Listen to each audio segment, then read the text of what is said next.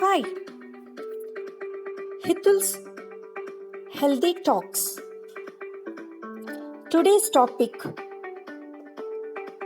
Sweet Home Slippers. Sweet Home Slippers.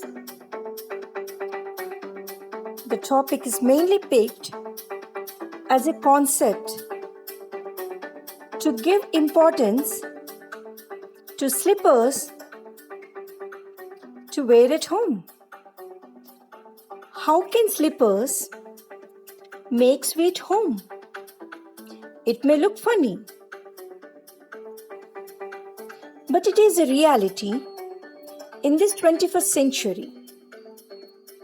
We live in skyscrapers, sometimes single floored, or maybe brick houses or stone built ones, whatever it may be. But the point here is about the floors, but not the buildings. The floors we have, that is the tiles, marbles, or wooden floors made up of strong concrete ones for us to live comfortably.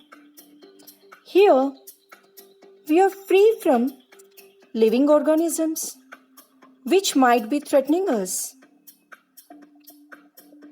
and also looks tidy and smooth. Smooth finishing, which looks so beautiful. The beauty for our eyes, but not for our feet. Our feet need some other kind of care, as the physical body's health is also dependent on feet, equally like head and heart. Feet is not designed completely flat like a tile floor. It is little arched inside, and the plantar part of the feet get affected because of the hardness of the tile, cement floors, or the concreteness, or any kind of hard floor. There would be a question that how come olden days they were not using any kind of slippers? And survey also says that they were so healthy. The answer is very clear. Their floors were made of mud, and the feet were exposed completely to the open floor, that is, ground, the earth. Muddy ground, even though looks hard, it takes the plantar shape of the feet properly along with the arch, and there the energy of earth also supplies lot of ions to charge the bones and body, due to which they were healthy. About ions charging the body through feet, there are many popular books written by experts like Healing Through Feet, Healing Through Earth, Earth and Grounding. Likewise, many books as well. However,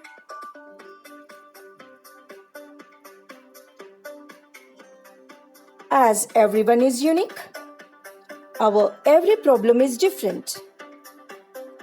Our every situation is different. Our every health issue is different. But we have head to feet, same solution, same painkillers and antibiotic formulae whatever it is, when our feet is touching the ground, barefoot is the best choice. And even in 21st century, we are still having an availability to walk in the parks, beaches, on holidays, and when we remove our slippers and walk on the muddy wet ground, our health, your kid, your parent, your near and dear, with all kinds of minerals and vitamins, will be charged and be taken care. But the same thing is not with these tiles, wooden or any sophisticated floors. They ruin your feet as well as your whole bone structures and leading into various illnesses, especially who work in the kitchen and roam in the house from one room to another continuously without rest. The whole body gets affected. First, it affects your plantar, that is the sole of your feet, and as the days are passing, your tibial bone, and from there it reaches knees with unknowing knee pains, and then thigh bone reaching hip and back. There starts back pain and sciatica pain as well. On the top of that, if you use floor cleaners, the chemicals in it also hug your shoes, hug your soles, and thereupon you can't understand how you're getting attacked with various ailments. I have experimented on myself, my near and dear, and the patients, those who come to me for healing, counseling, or alternative therapies. So I tested and I explored. I observed that especially women and elderly people who spend maximum time at their houses walking with bare feet, they are mainly victims of these kind of issues. Of course, vitamin D,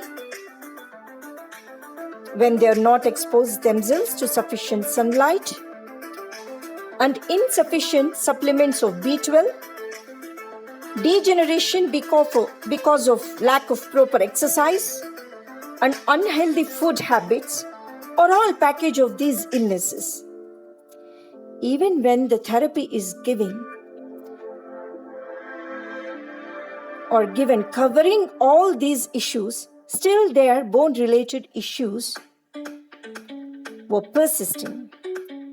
And when I deeply inquired them, then I found out that hundreds of people have similar bone or physical body-related issues because of not wearing smooth, spongy slippers while standing or walking for hours together on these kind of floors. I convinced myself, and then I tried convincing many people and successfully made them follow this tip. But it was quite difficult with elderly Orthodox women and men, as they find it unorthodox to walk with slippers according to their cultural customs and traditions. They say they walk but come with some or the other reason to avoid and ready to suffer from ankle, knee and other such related pains.